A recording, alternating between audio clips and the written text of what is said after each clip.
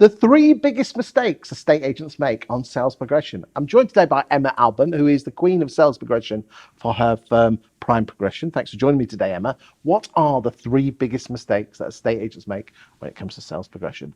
Talk to me.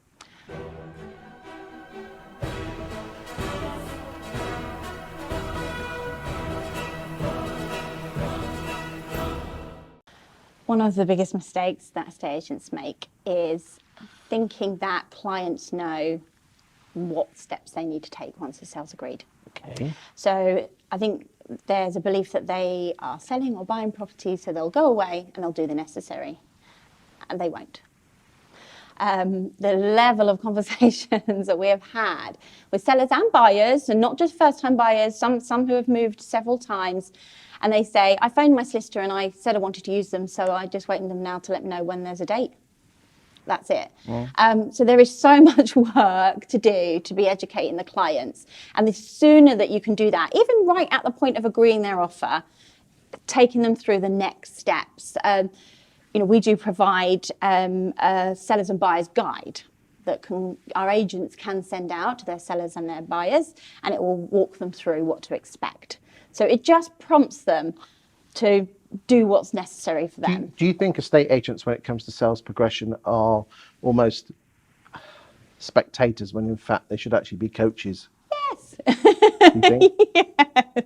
Yeah, they do need guiding coaching. And supporting. Oh my gosh, so much so. And that is part of the service, We're not just negotiating, tying up sales and handing it over to solicitors and that's it, away they go. That's not the case at all. We definitely have to do so much more. And I think because the market changes all the time, it's a constant education process. It's not, they've moved loads of times, they'll know what to do.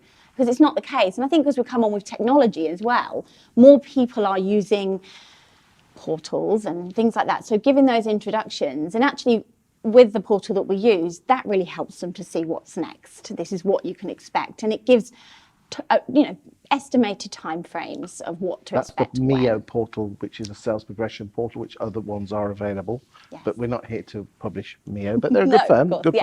firm. Okay, good stuff. What's number two? Thinking that solicitors will take charge and take care of everything once the sale's agreed. Okay, but it comes back to what we were saying before, not being a spectator, but being a coach or a driver. Yeah, absolutely. And so you really do have to work with the solicitors to find out what they need from you and what they need from their clients so you can help them get it. So it is working with them and just supporting them through the process as well as your clients, really. Do you, obviously you're chasing sales and it is your profession to chase sales. Do you find that the competence of other estate agents chasing the sale in the chain has, because you've been doing it for quite a while, has improved or decreased? Be honest, don't mention names. No. Wow. No. How long have you been in the game of sales progression? Sales progression, 10 years. Estate and agency, it's gone downhill. 18. Because the average sales time at the moment is 19 weeks. Roll the clock back 10 years, it was 12 or 13 weeks. Do you think a lot of that is to do with estate agents and their chasing, or is that to do with solicitors and mortgage companies just taking longer? Or a bit of both? I think a bit of both, but probably not collectively working together. That's it? Yeah, as a team. And I go back to updating twice weekly. That our current turnaround time is 89 days. And it is because we are building better relationships. What's your turnaround time? 89 days. 89 days. To exchange from when we get the memo sale. That's not bad, is it? No. That's 12 weeks. That's our average time, yeah. So by taking a professional sales progression or having someone in your firm who's actually dedicated to it, you could get your sales down from 19 weeks to 12 weeks. Yes.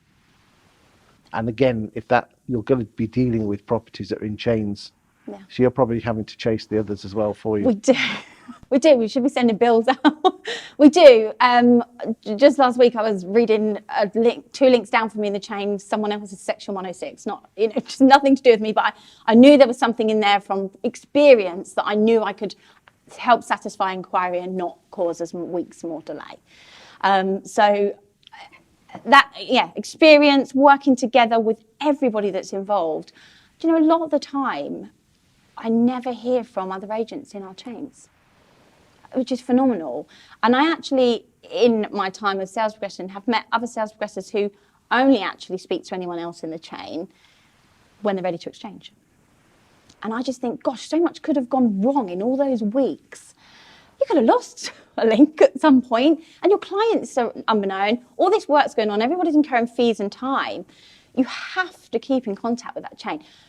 You never, ever stop qualifying your chain. Never. Every time I check in with the chain, I'm re-qualifying that chain. And I'm doing it for my sellers and for my buyer, because their transaction is what really matters to me, and their service. So highlighting to them that we've lost a link or anything like that, we need to do it at the earliest opportunity, because they need to look at their options. And life is really complicated, so you just don't know whether they have to make a quick decision now or whether they can wait a month for somebody to resell. And finally, number 3. Well, we've just kind of covered that a little bit, but it is communicating with the chain at least once a week. Wow. Probably as much as you need to do, but you would check in with the chain. Okay, thank you for your time today, Emma. Thank you.